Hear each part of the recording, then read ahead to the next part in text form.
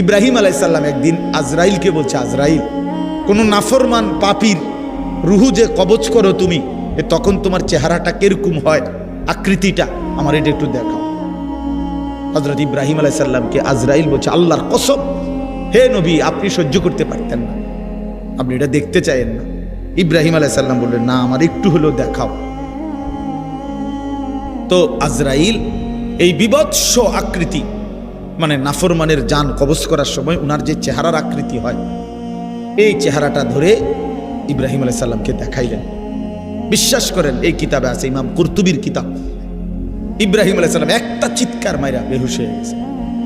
হুঁশ আসার পরে ইব্রাহিম আলাইহিস সালাম বললেন, আল্লাহর কসম, আয় আল্লাহ, মালিক আপনার কসম, কবরের আযাব, জাহান্নামের আযাব কোনো নাফরমানের জন্য কিছুই লাগবে না, শুধু আজরাইলের এই ভয়ানক দৃশ্য জান কবজের সময় একবার দেখলেই তার সারা জিন্দেগীর নাফরমানির শাস্তির জন্য এটাই যথেষ্ট।